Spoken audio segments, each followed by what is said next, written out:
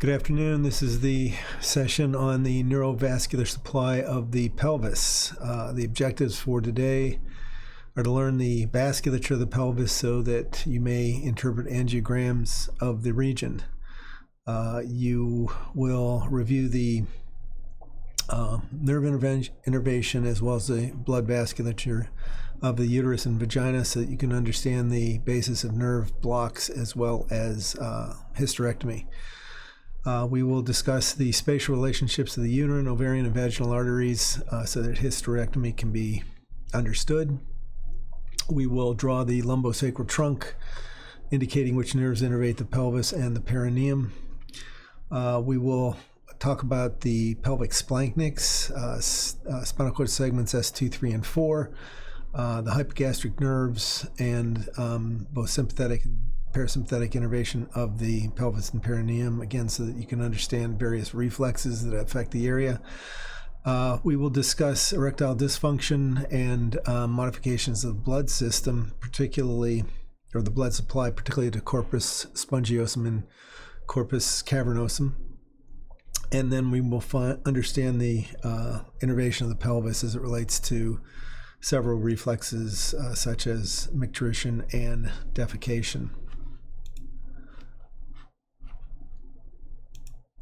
So let's just review the abdominal aorta quickly. We addressed this last semester, but as you recall, the abdominal aorta is about 13 centimeters long, and there are a set of vascular pedicles arising from the midline, and these include the celiac trunk, the superior mesenteric artery, and the inferior mesenteric artery. From today's discussion of the pelvis, this inferior mesenteric artery is particularly important because it will run down, it will supply descending colon, but then it continues as the superior rectal artery and supply the upper aspect of the rectum. So it's it along with the vein, the inferior mesenteric vein, which is ascending into the portal system, is very important for our understanding of the anal canal and the development of hemorrhoids. There are some lateral vessels here, not as important for us today. We've talked about these renal, the suprarenals as well. One that is important, of course, is the gonadal. As you recall, the testicular and ovarian arteries are descending from the abdominal aorta. They will continue down and either hit the ovaries or in the male continue down through the deep inguinal ring into the inguinal canal and supply the testes. And then there are some posterior laterals which are not as crucial for us today as well. Again, these are the subcostal that innervates the 12th intercostal space, and inferior phrenic comes up here to the diaphragm, and then there's some lumbar, transverse lumbar arteries. So these posterior laterals not so important, but in particular the inferior mesenteric with the superior rectal, as well as the gonadals off the aorta are pretty important. You should understand as well that the aorta continues down and splits into two common iliacs, and then these common iliacs split as internal and external iliacs. So the external iliac is going to run under the inguinal ligament, and just before it does, it's going to throw off a very important artery called the inferior epigastric, which ascends and supplies the rectus sheath. You may recall that from last semester. And that inferior epigastric is an important landmark because it identifies or helps us identify the deep inguinal ring, which is just lateral to it. And so it's a good marker for laparoscopic surgery to provide a landmark for the deep inguinal ring. So just in the cadaver dissection, this is the pelvis down here and the common iliac splitting the external which, as I said, goes underneath the inguinal ligament and heads down to the leg as the femoral artery. So once it crosses the inguinal ligament, it becomes the femoral. Meanwhile, the internal iliac runs inside the pelvis, and this is going to be our primary vessel to the pelvis and the perineum. So everything we talk about today is going to relate to this internal iliac. On the schematic here, again, the aorta splitting into common iliacs, external iliac into the leg, and then the internal iliac will supply the pelvis and perineum. Okay.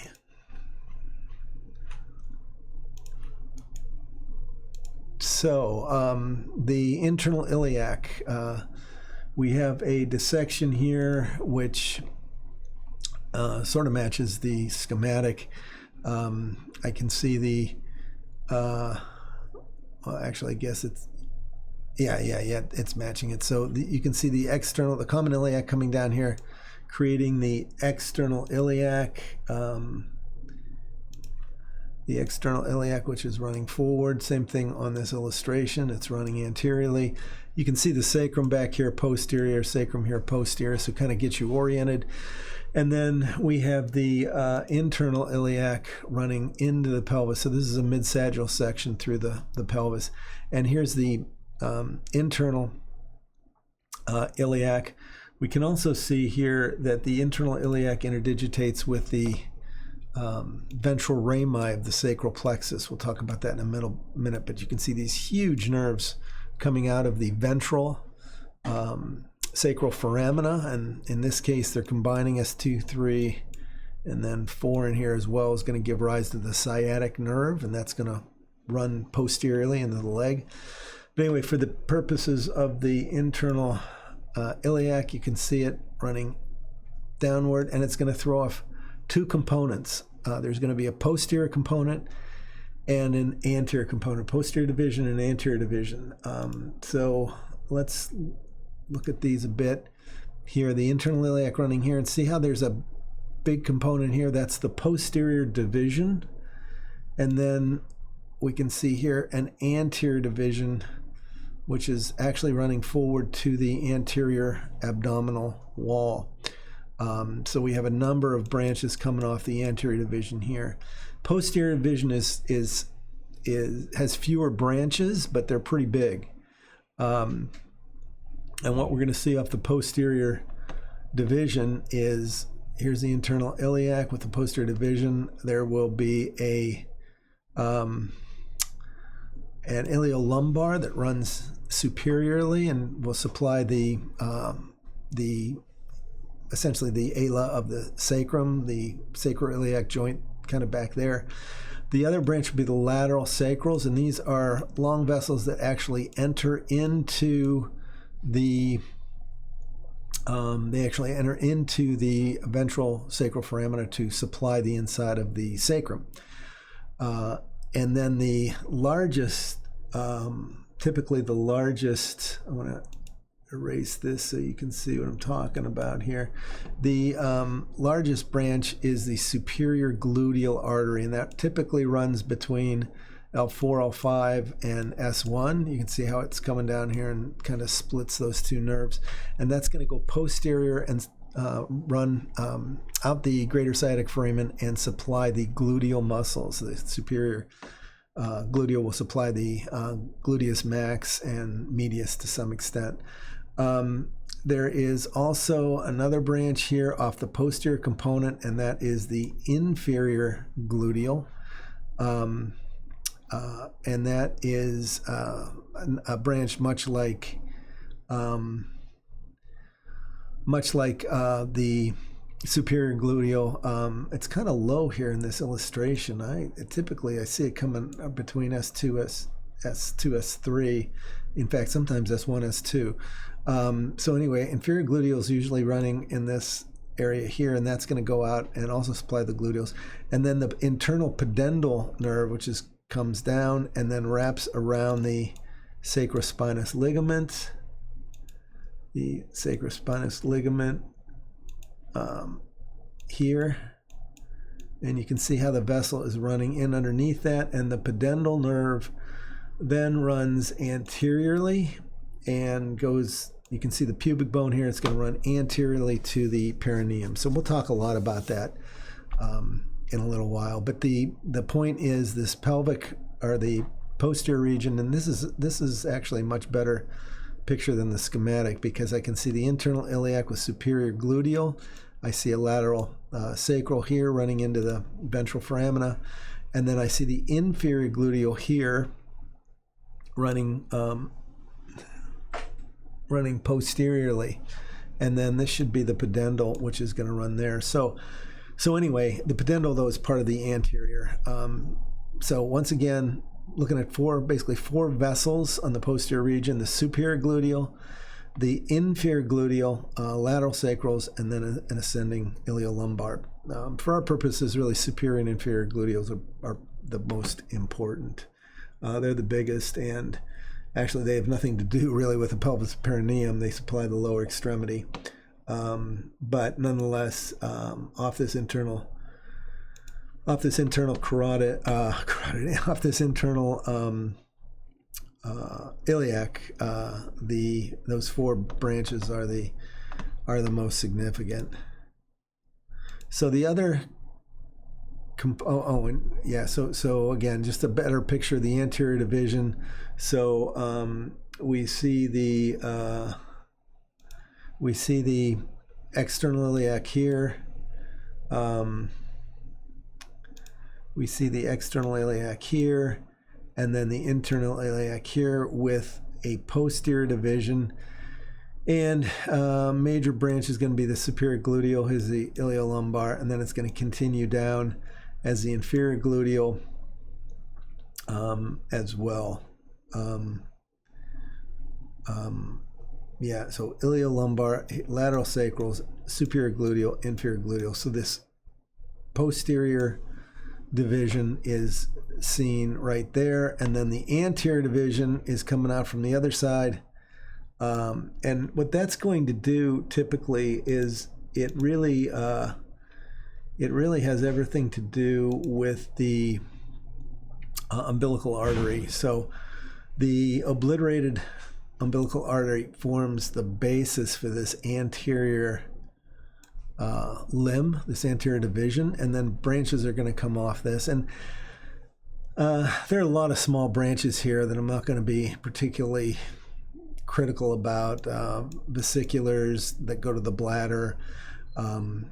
There is a fairly large obturator artery that's going to go through the obturator canal and supply the lower extremity. We'll talk more about that next semester.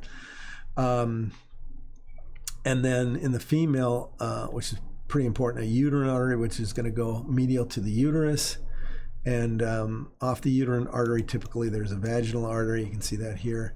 And then really the biggest vessel coming off this posterior division is the internal pudendal artery. The internal pudendal artery. That's a very important vessel because it swings around and supplies the perineum. And off that vessel is the inferior rectal, which supplies the rectum. And the associated vein is important with respect to hemorrhoids. All right, so again, just to reiterate, a posterior division of the internal iliac with basically four vessels. Most important really is the superior gluteal, inferior gluteal, and then an anterior division here, and then anterior division with a obliterated umbilical, right? Because this umbilical artery, where's it going? It's going to the navel, right? This was very important in the fetus, not so important in the adult. And then branches off that obliterated umbilical, but in particular the internal pudendal. And again, we can see some of those here. Obliterated umbilical artery running forward, and it's going to run up along the posterior abdominal wall and for the medial umbilical ligament. And you can see that in this model. This is in your list, so you can kind of play around with this and see. But the two obliterated umbilicals are going to come up and go to the navel, because that's how blood was getting back to the placenta in the fetus. But once the umbilical cord breaks down, these umbilical arteries will obliterate. They just become fibrotic and then form a nice ligament on the anterior aspect the posterior aspect of the anterior abdominal wall. And we can just kind of talk about the umbilical artery a bit more. Last semester we talked about the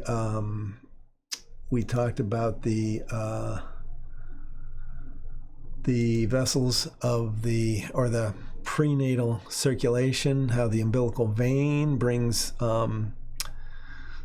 blood back to the inferior vena cava. Well, it's going to form the inferior vena cava or contribute to it. And then that's going to go up into the heart and skips the right atrium, shoots through into the left atrium, and then out the aorta here. And as the blood goes down, it circulates through. It's got to get back to the placenta. It does that through the umbilical arteries, right? So here's an artery that essentially is carrying venous blood back to the placenta, but that's the direction of the blood flow in the umbilical vein to the heart, aorta, umbilical arteries. Eventually, that umbilicus breaks down. The umbilical vein becomes ductus venosus through the liver, contributes to the hepatic veins, and to some extent the inferior vena cava, and these umbilical arteries obliterate into the navel. So here's post-birth where the circulation changes, and the umbilicals are, they basically regress and form these ligaments. And we can see this along the posterior aspect of the anterior wall of the abdomen. So what we've done here is we've just kind of split up the abdomen. We're on the inside of the abdomen now, looking at the back side of the anterior abdominal wall, and we see the bladder here. We see the bladder here, and it's giving rise to the urachus that goes up way up here to the umbilicus. And meanwhile, we have the two obliterated umbilical arteries. Look at these nice folds right there. Yeah, here and here. And you've seen this model before. So this one in the center is called the median umbilical ligament, that related to the bladder. And then the medial umbilical ligaments are formed by the obliterated umbilical arteries. And then we had a third one here made by the inferior epigastric artery. And you can see the vessels are kind of looping lateral to that inferior epigastric artery. So that's a good landmark in laparoscopic surgery. Okay, and we can just see the same thing here, urachus going up to the umbilicus, and then the obliterated artery as well. So keep that in mind. That's an important relationship, because it's a big change in the it's a very big change in the neonate when the baby is born. On the posterior side of the I should say on the posterior division side of the internal iliac is a vessel called the internal pudendal artery. The internal pudendal artery, and this is a large vessel off the inferior, or excuse me, the posterior aspect, posterior division of the internal iliac, and that's going to go out the greater sciatic foramen. But then what it does is it loops under the sacrospinous ligament and then runs forward. It runs forward to the perineum. It's going to give off an inferior rectal, very important artery that goes to the inferior aspect of the rectum. And then it's going to come around and give off perineals, and then either a dorsal artery to the penis or a dorsal artery to the clitoris. Same thing with the perineal, give off a scrotal branch in the male and a labial branch in the female. Here's a dissection. So in terms of the vessels, we're seeing this external iliac here. Here's the internal iliac breaking into a posterior division with the greater side, the superior gluteal with the lateral sacral here. And then we see the inferior gluteal here. And here's this pudendal run down, down, down. Look how it goes around the spinous ligament, and then continues. Here's anterior, here's the pubic bone right here, right? So it's going anterior to the perineum. So this internal pudendal, very long vessel, very critical for blood supply to the perineum. And it is the blood vessel to the perineum. Without that vessel, we lose vascularization. So very critical to that part of the body.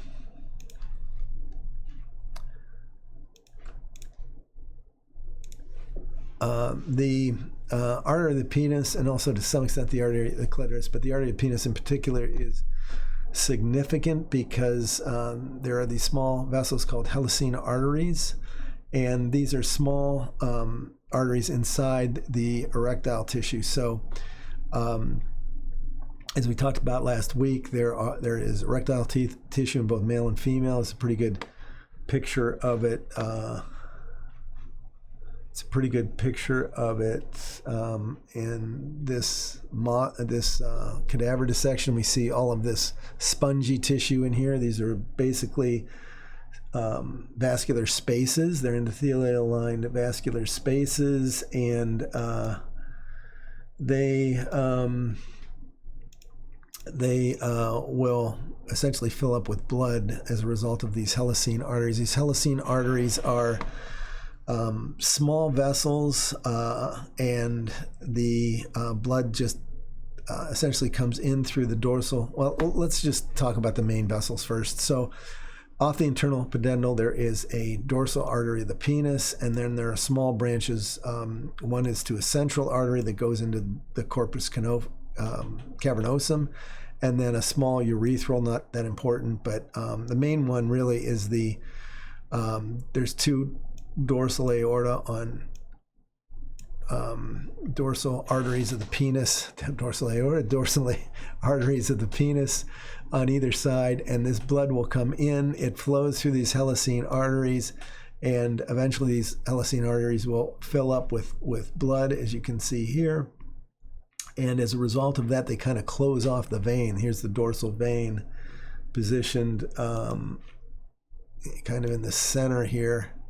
And the vessels, when the blood comes in during erection, they will push, essentially they push on one another and kind of close each other off, so the blood remains there, and they close down the venous drainage, so blood's not going to flow out through the veins. Eventually they relax, and then the blood goes back to the dorsal vein of the penis. So two arteries, dorsal, let me use red here, dorsal arteries of the penis on each side, and then a central vein on the inside. These veins are going to drain back to the prostatic urethra that surrounds the prostate.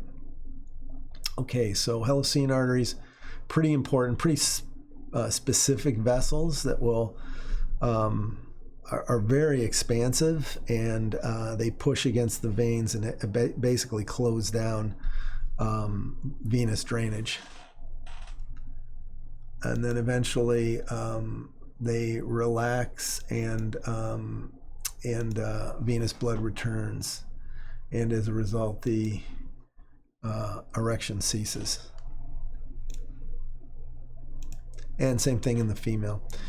Blood supply of the uterus is important because of hysterectomy. One wants to make sure they ligate the correct vessels. The uterine artery has to be ligated depending on how much of the uterus is being taken, but the uterine artery is an important vessel off the internal pudendal. It runs out towards the uterus, and then will branch up and down along the fundus, and then along the neck down to the cervix. But it will also throw off a vaginal vessel that runs inferior and then supplies the vagina. So typically in a hysterectomy, one wants to cut after the branch of the vaginal, so you identify the vaginal.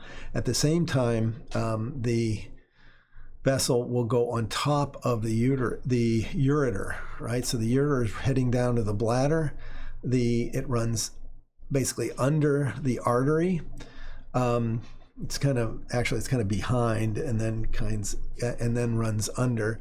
But again, this is a very important relationship because in a hysterectomy, you don't want to cut the ureter, right? So it's very important to identify this uterine artery between the ureter and the vaginal branch.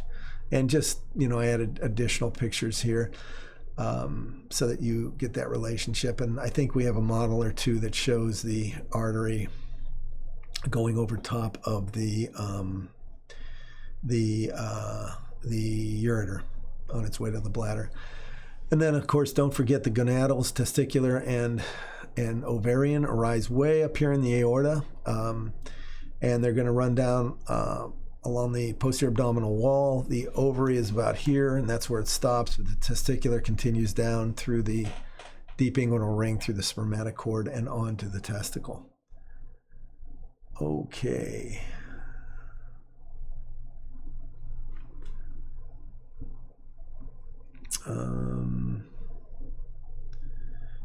Kind of got lost here a little bit.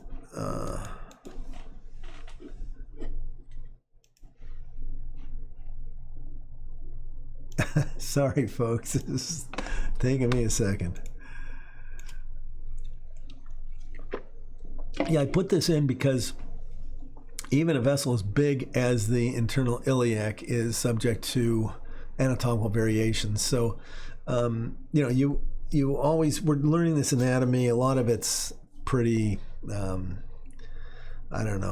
of filtered in a sense, because we're showing you kind of the perfect presentations in terms of artistic renderings. A lot of variation here, and even a vessel as big as the internal iliac can be absent. So this was a 21-year-old female, was experiencing some abdominal pain.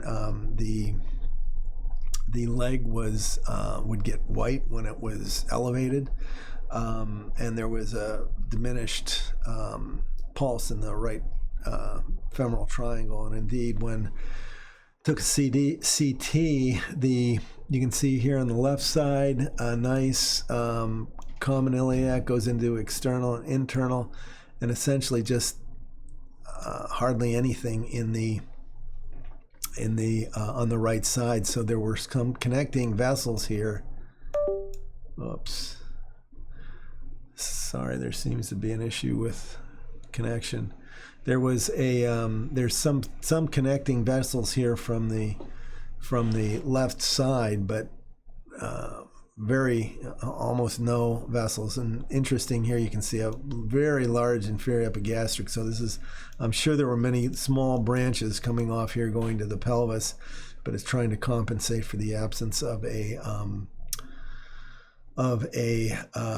right inferior vena internal iliac. And yeah, you can kind of see these large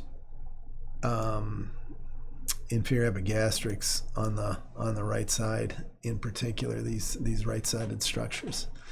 All right, so always keep in mind the occurrence of anatomical variations. Before if you end up doing a surgical specialty, you should always review anatomical variations, before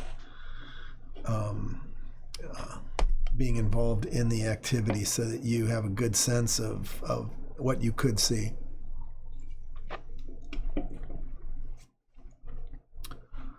Okay.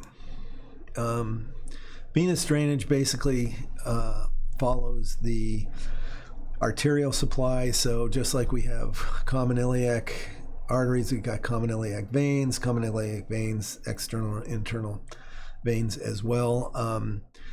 The IVC is a little bit longer than the aorta because it comes in anterior to it, right? The IVC comes through about T10 and the aorta comes through at about T12.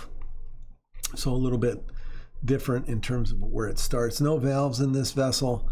And of course, it's going to receive all of these systemic branches, the renals, the suprarenals, hepatic vein, the gonadals, right? The gonadal on the right side is going to go into the IVC. On the left side, it goes into the renal vein. Don't know if you remember that, but that's that's a kind of a different thing. The venous drainage from the testicle is through the pampiniform plexus of veins, this large concurrent flow to keep the testicles cool will run up. And as you recall from our anterior abdominal wall discussion, these veins can be quite large, and it's in the scrotum. Looks like a bag full of worms is kind of the vernacular. The IVC will run pretty much on the left side or on the right side of the aorta as it descends. But again, another anatomical variation. This was an interesting situation here where IVC, here's I don't know if you can see this, but kidney here, renal vein here, there's a bit of a kidney up in here, and of course the kidney and renal veins drain into the IVC, which is systemic. It's not portal system. But anyway, the IVC should continue down as it is doing here and splits. It should split into a right and left iliac, but instead look what it does. It's like a double IVC, and here's a external, here's an internal, and the internal sliding over here and then making another internal here. So meanwhile, there's two veins here as well, so there's kind of an external internal smashed together. So really confusing, but the venous system is highly susceptible to anatomical variations, and even a vessel as big as the IVC can have these kind of crazy effects, or be affected in this very strange manner with respect to variant anatomy. And the veins, like I said, in particular, are susceptible to that.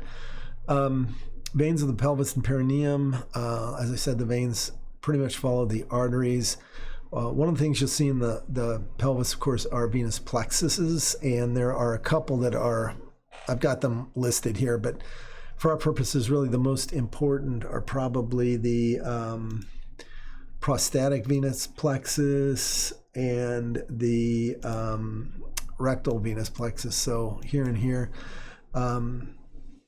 rectal venous plexus because it relates to hemorrhoids, prostatic venous plexus because it relates to prostatic cancer. I think I showed this picture to you before, but we have dorsal veins of the penis, deep dorsal and superficial, and this deep dorsal will come in and contribute to the prostatic plexus of veins, and then that reports back to the inferior vena cava. So that's going systemically. IVC goes to right atrium, right ventricle, to the pulmonary system, to the lungs, and before you know it, you have metastasis from the prostate during prostate cancer up into the lungs, and that's obviously very dangerous. So just put a schematic here of the prostatic plexus of veins. These can actually be sutured to prevent that sort of thing, because there are other veins. This can go back out to the penis, and then there are other flow routes that can be developed. But anyway, point is there's a big plexus here, and you can see here this is pretty large veins in front of the prostate. Prostate's basically here. So large group of veins, and understand that there are these basically will go up through the pudendal to the IVC, and then to the heart, and then to the lungs.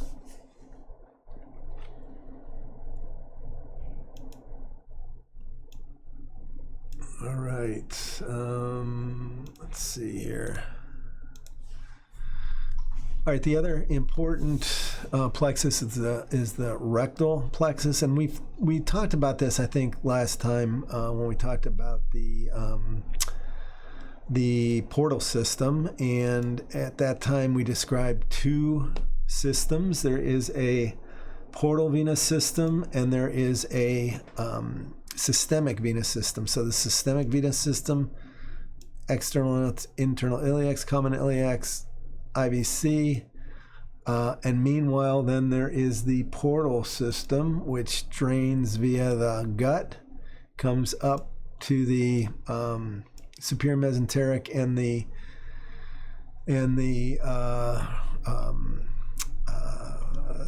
pancreas. It's the splenic. Splenic and the superior mesenteric will make the portal that goes into the liver, and then through the liver it ends up going into the IVC. So kind of two routes, and these two will overlap in various places. We call those portal caval anastomoses. One of the important places is the rectum. So there is the inferior rectal vein, the superior rectal vein, that drains up through the portal system. And then there is the inferior rectal vein that will drain down through the pudendal system and up the IVC. So we've got this area here of overlap. So if there's something up here like liver fibrosis or a large baby that's pushing on the superior rectal and that closes down, all this blood in the gut, it's got to go someplace. So what it does is it backs up, it goes down this way, and then gets picked up by the systemic system. But as you can imagine, that's going to put a huge load on these small capillaries. And the junction for these capillaries is this pectinate line. So I think we talked about the pectinate line last time. It is the end of those rectal valves, and it's a separation between what is visceral and what is somatic. So above that, we see parasympathetic innervation and visceral afferents, and we also see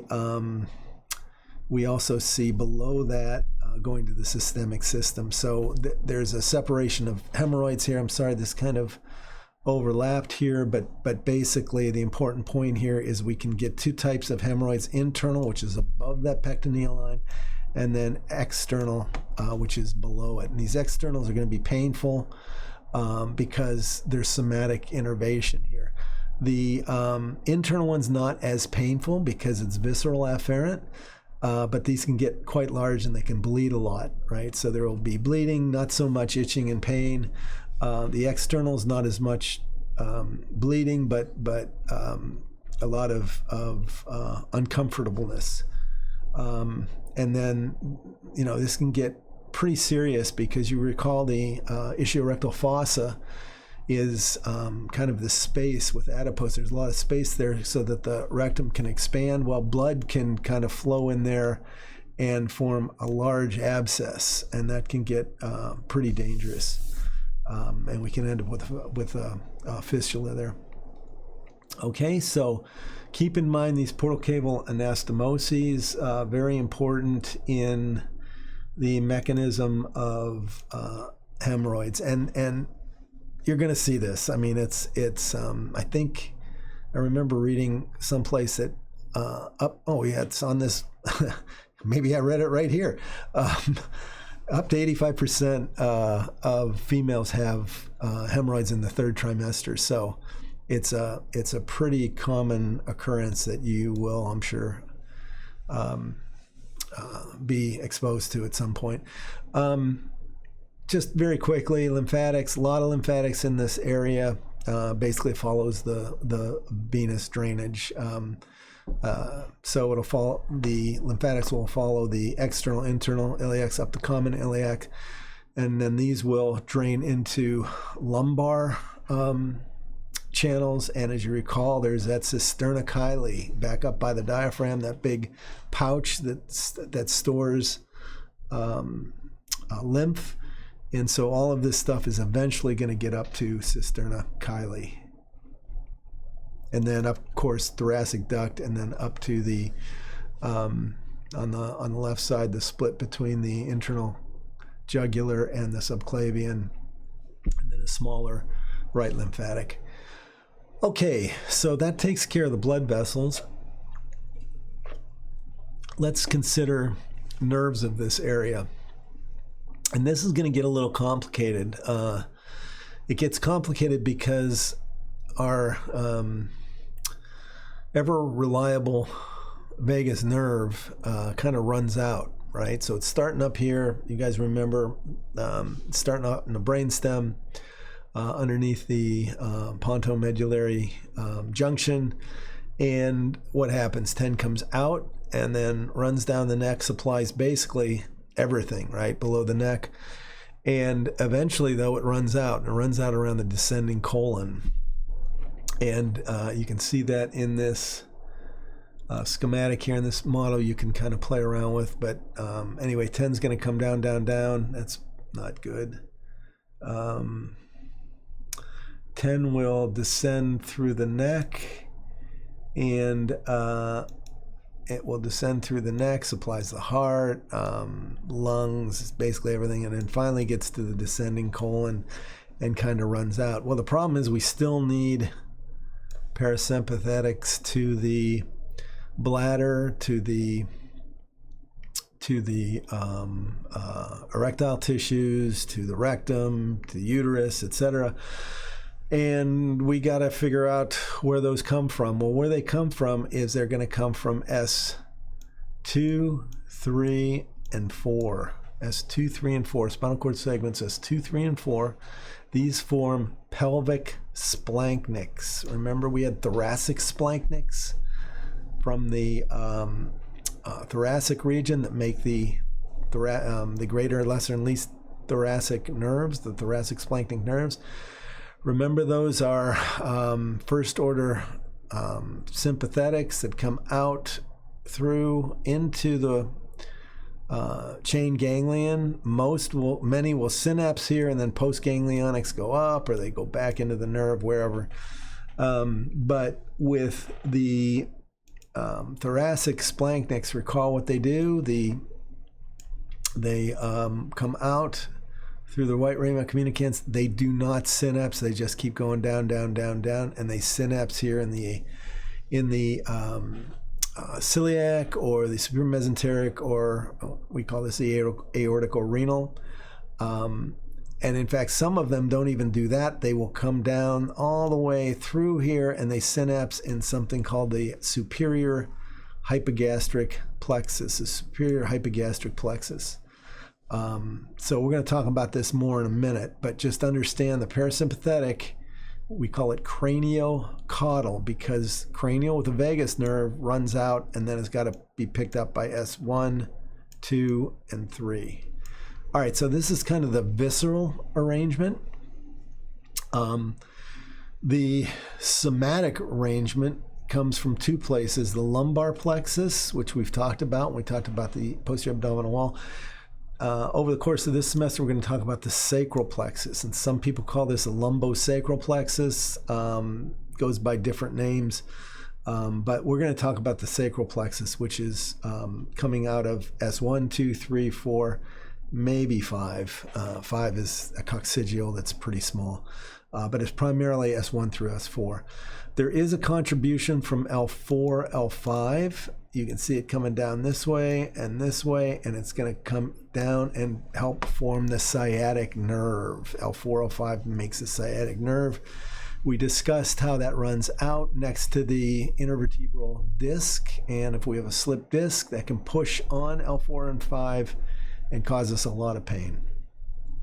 But we'll be talking now about the sacral plexus. This is basically somatic nerves, right? These are somatic motor, somatic sensory. These are going to supply muscles and contract them, and it's also going to have afferents, somatic afferents coming up through the dorsal root ganglia. So it's going to be a lot of sensation, right? Touch and pain, that sort of thing. Okay, so just to reiterate a bit, what we're looking at in the pelvis is something more complicated. It's complicated in the sense that we have the lumbosacral plexus, which is a somatic plexus, somatomotor, somatosensory.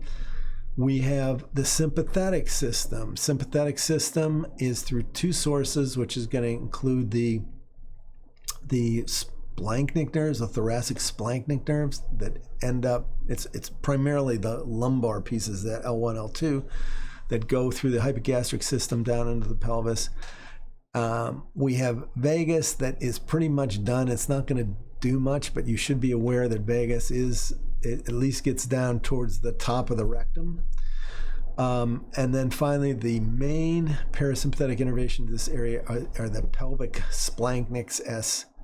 I said 1, 2, and 3. That's horrible. S2, 3, 4. Splanchnic nerves. S2, 3, and 4. S2, 3, and 4 for the pelvic splanchnic nerves. Okay, so let's talk about each one of these in a little bit more detail. The lumbar system, we talked about the lumbar system. You can review this. I'm not going to hold you to it right now, although for lower extremity, femoral nerve is huge, obturator nerve is huge, even lumbosacral trunk is huge. So don't just ignore this. We're going to come back to it because of the innervation of the lower extremity. In addition to that, there are cutaneous nerves that are going to contribute to L1, L2, L3, L4, right? This is the dermatomes of the lower extremity that we're going to talk about soon. But the point is, we have this lumbar system that you should recall. We also have the sympathetic chain. Remember the sympathetic chain? Hopefully you saw that when you looked at the, when you came over to JABSOM and looked at the dissection. But what we saw there is this long string of pearls, right? It's running down this way. And then we have these ganglia where there are synapses of first and second order sympathetics. And these are going to throw off tiny little splanchnics and lumbar splanchnics, and they're going to give some sympathetic innervation to the pelvis and perineum, but not that much. All right, but as review, you should go back, look over the lumbar plexus, and understand there are a few of these that are going to go down to the leg that we're going to talk about extensively. We're going to talk about extensively pretty soon. Okay, well, we're through the lumbar plexus. What's next? Then the sacral plexus. And sacral plexus is formed from L4, L5, which are contributing, and they're going to run down. And then the main sacral plexus is S1, S2, S3, and S4. S1, 2, 3, and 4. And they're going to give rise to many nerves down here, primarily sciatic nerve that's going to go in the lower extremity, and then the pudendal nerve that's going to go out, greater sciatic foramen, and then come back in underneath the sacrospinous ligament. A lot of smaller nerves here, not that concerned that you remember those. I do want you to understand that the sacral plexus is a somatomotor plexus. It's going to innervate muscles and provide sensory innervation. In terms of the nerves to the pelvis, there are several, but the primary one you really need to know is this pudendal nerve, right? Pudendal nerve, S2, 3, and 4. S2, 3, and 4. Those are very important segments because it's pudendal nerve, which is somatomotor and somatosensory, but they're also parasympathetic fibers in there too, from a different place, from nuclei in the spinal cord, but those are also coming out separately. So what we're going to see are the pelvic splanchnics coming out separately from the pudendal nerve, but they're arising at the same level. So that area is going to be very important for anesthesia, for example, right? Pudendal nerve has sensory innervation, provides sensory innervation to the perineum, so we're going to want to block the pudendal nerve S2, 3, and 4, but what we're also likely going to do is have an effect on parasympathetic innervation because it's coming from the same place. In terms of the other structures that are pretty important here, we have a sciatic nerve that I mentioned, very important for the lower extremity, and superior inferior gluteal nerves that accompany the superior and inferior gluteal vessels, and those are going to be very important to the gluteal areas. We have some smaller nerves, and then a posterior femoral cutaneous, which is pretty important because it provides innervation to the leg that we'll talk about a little bit later. All right, so sacral plexus, somatomotor, and you should be appreciative of that complicated structure. Off the sacral plexus is the pudendal nerve. This is essentially the sole somatomotor nerve to the perineum, right? So this is the nerve we're going to deal with when we're dealing with anesthetics, when we're dealing with muscle function in the perineum as well. So as I said, this is S2, 3, and 4. It comes out the ventral foramina, coalesces into one nerve that shoots around the sacrospinous ligament from the spine of the ischium to the sacrum, and what we're going to see is that curve around runs in the pudendal canal. There's a little canal here of fascia off the internus. It's a very well-defined canal, and that's for the pudendal nerve and internopudendal artery. Anyway, that pudendal nerve is going to run forward, and the male dorsal nerve of the penis throws off scrotals as well. And then a very important inferior rectal nerve. And basically the same in the female. The difference is nerve to the clitoris and nerve to the labia instead. I don't know if you can see this all that well, but the penis shaft is here, and you can see a dorsal nerve on either side. There's an artery that goes here and here, and then there is the dorsal vein of the penis, which receives the blood. And you can see that in this illustration here: deep dorsal vein, and then dorsal arteries, and then dorsal nerves of the penis. And these are quite large. And you have a model that you can work with there where you can see how the pudendal comes around, supplies the perineum, and then gives off an inferior rectal. So important components. Certainly the pudendal itself is what is key. The pudendal nerve is what is key, as is the internal pudendal artery, because that's what's supplying the whole thing, the whole show with respect to the perineum. Okay, so we understand the somatics. Pretty straightforward. Large nerves exiting the ventral sacral foramina, and then supplying muscles and nerves to the pelvis perineum.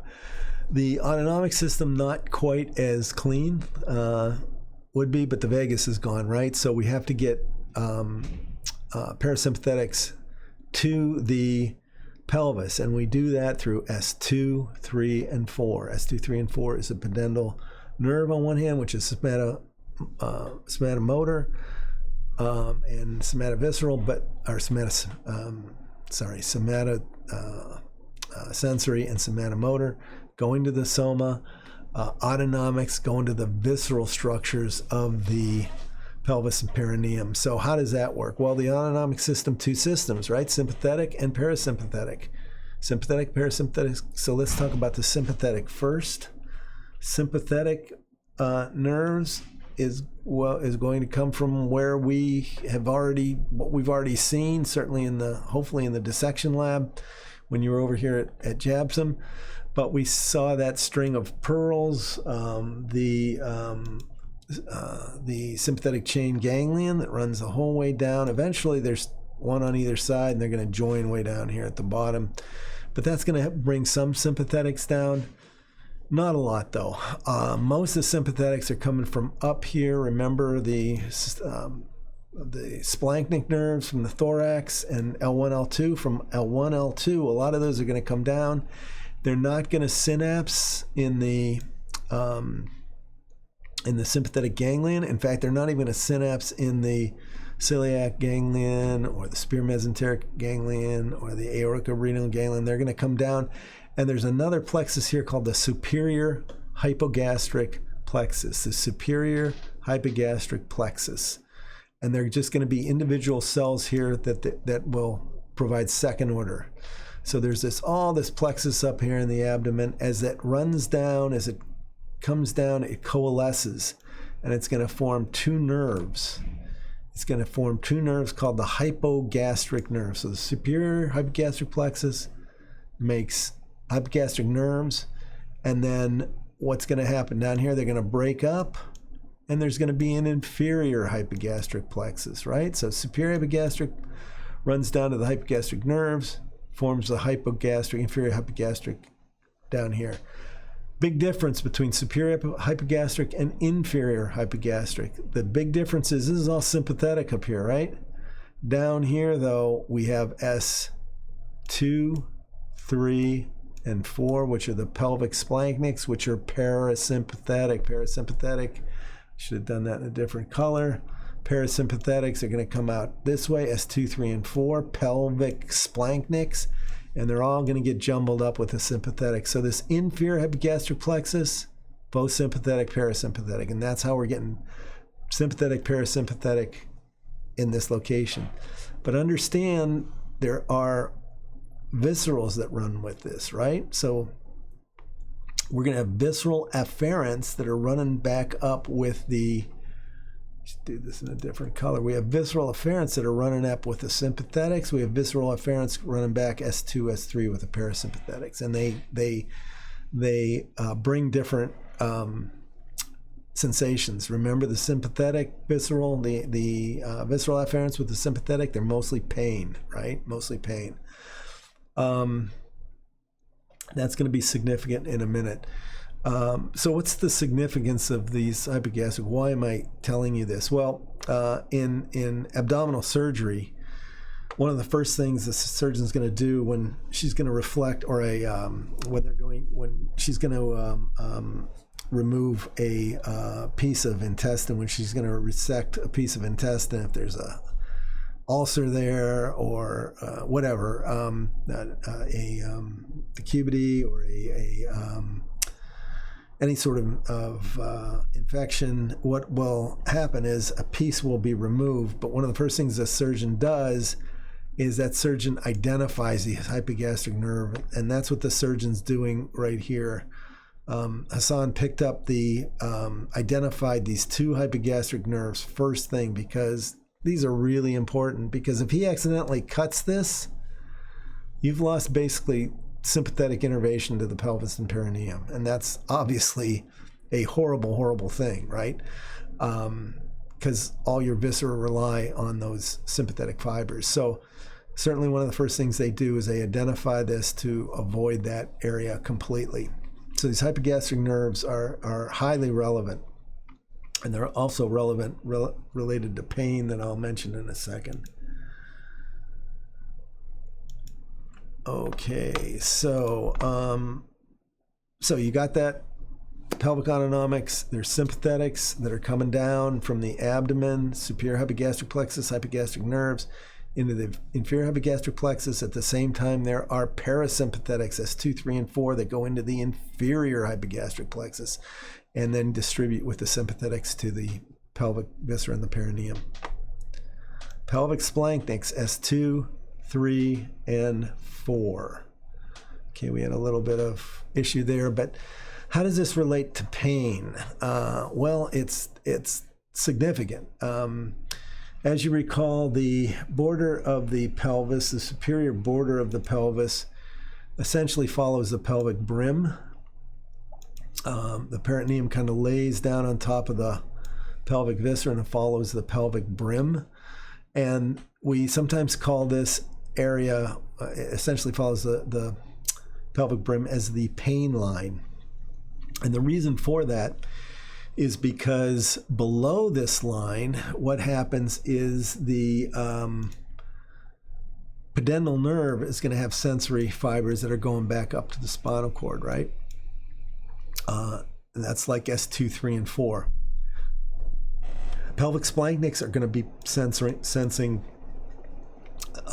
stuff as well, but not really pain. The pain's really coming from the pudendal nerve on one hand, or the visceral afferents that are running with the sympathetics, right? So the sympathetics, the hypogastric plexus, or the hypogastric nerves are forming about near the pain line or near the pelvic brim.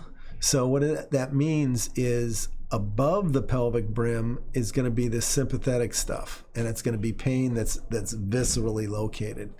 Below that pain line, the pudendal nerve's picking it up. So if we want to anesthetize this pelvic area, we really got to focus on the pudendal nerves, right? Because the pudendal nerves are the ones that have the sensory coming up. Now, if we get pain higher, like in the uterus, the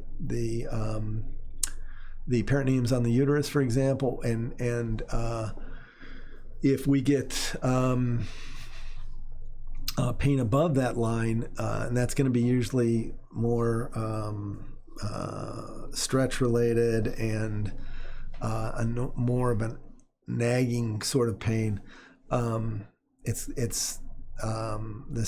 visceral afferents traveling with the sympathetic. So below this line, we gotta anesthetize pudendal nerve. And what we see for that are two typical approaches. One is a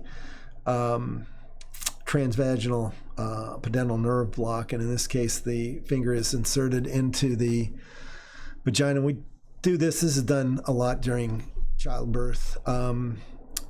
The fingers are inserted, and you feel for the ischial spine, and you can feel the ischial spine pretty well behind the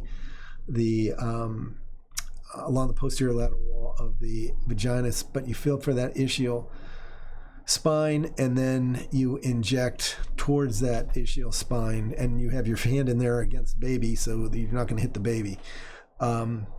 And then you'll hit the pudendal nerve, and that will give anesthesia to the perineum. Another block is the caudal epidural block. We mentioned this a little bit previously. You identify the injection site by identifying the posterior superior iliac spines, and that'll make a triangle with the coccyx. And then you move up a little bit, and the sacral hiatus is quite large, and the needle goes up into the sacral hiatus. You're not going to hit the spinal cord, right? Because the spinal cord ends up here at L2, L3, so you don't have to worry about that. And in fact, you're not going into the dura. You're not going through the dura. You're just injecting on the outside of the dura, so it bathes the dura, and then that's going to be absorbed and hit the spinal cord, and or at least the fibers. And that, depends how much you inject, but it can reach up to about L2, right? So again, in that case, what does that mean? Well, L2, you're still getting the hypogastric nerves going up that way with the visceral afferents with the hypogastric nerves. So mom is going to feel the uterus, mom's going to feel baby, but not so much the pain down here in the perineum as the baby's head comes through. So, the mom will be feeling contractions, so she'll know when to, or you'll know when to tell the mom to push, because mom's feeling the regularity of the contractions.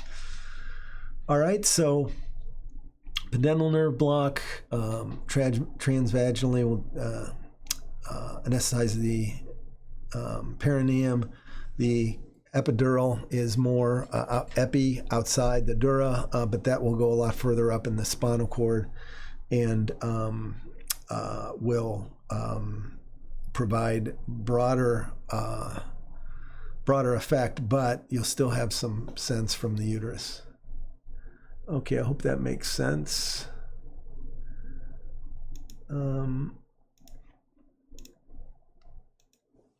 So just a couple of reflexes. The urinary voiding reflex is a pretty complicated reflex, but you should have some general understanding of this, and I've tried to summarize it here.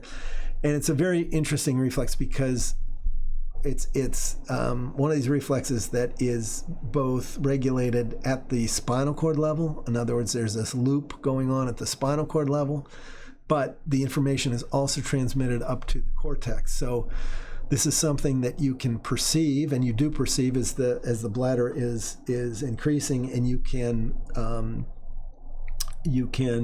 consciously contract somatic muscles to close down the urethral sphincter to prevent voiding at an inappropriate time. But at some point, that bladder is going to be so big that the spinal cord reflex is going to override those ascending and descending signals, and you're going to void whether you want to or not, because that bladder is going to respond to a reflexive activity. So I've just kind of listed this here for you. The general idea: you got the urinary bladder here, you got cortex up here, and then spinal cord here. So you've got this kind of reflex going on at the urinary bladder level, and this is S2, 3, and 4. This is your pelvic splanchnics. And you also have a higher level, which is mediated through some visceral afferents through the hypogastric nerve, which is sympathetic, right? So you've got sympathetics coming up, you've got parasympathetics, which is in this reflex, and then you also finally have somatic, which deals with the external urethral sphincter. Where do you think that your external urethral sphincter is?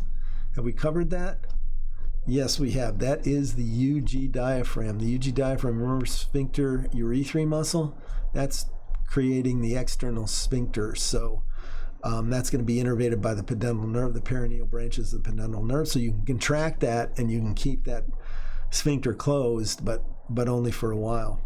So how does this work? Well, essentially the bladder will begin to expand because of the urine, and the muscle that surrounds the bladder, the bladder muscle itself, is called the detrusor muscle, and it has both a sympathetic and it's a smooth muscle. It has both sympathetic and parasympathetic innervation, and essentially the sympathetic innervation keeps it relaxed.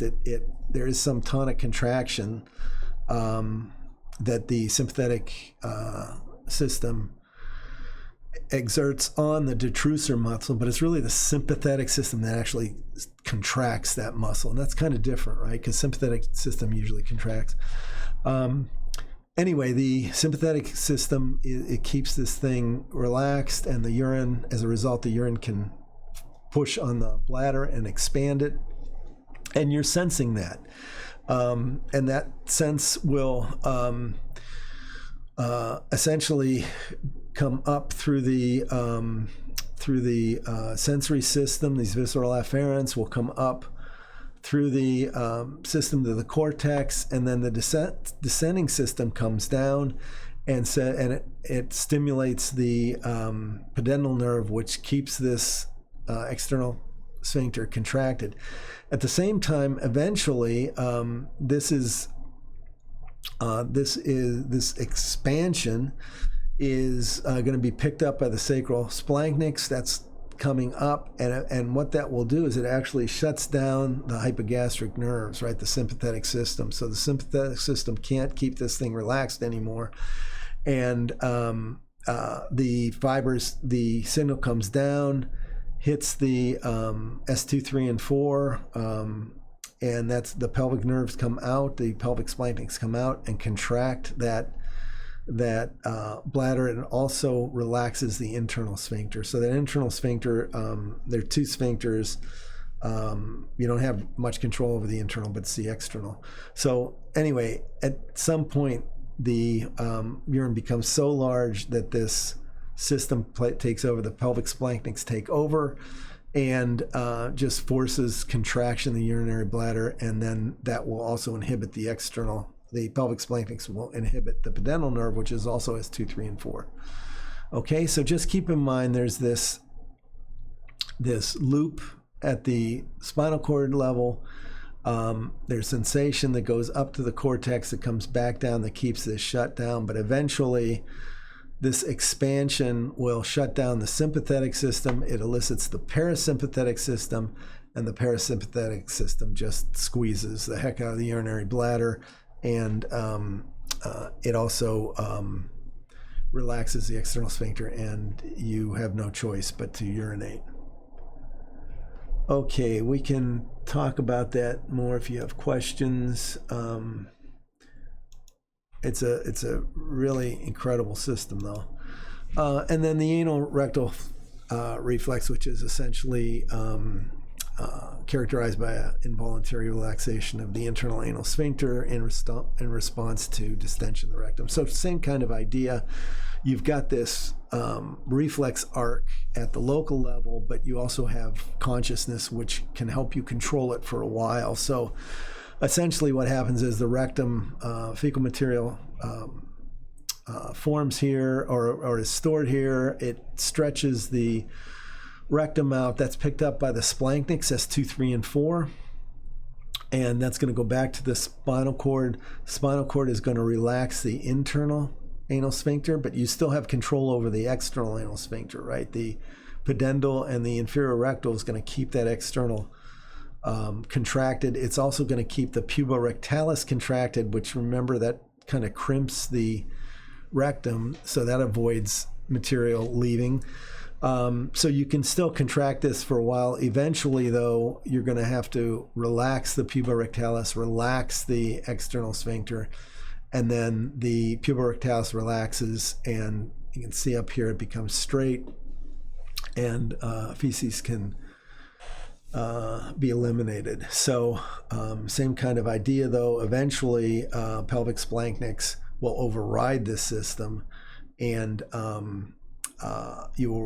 this will be relaxed. The pelvic splanchnics inhibit the pudendal nerve, and the puborectalis relaxes, the external sphincter relaxes, and defecation occurs.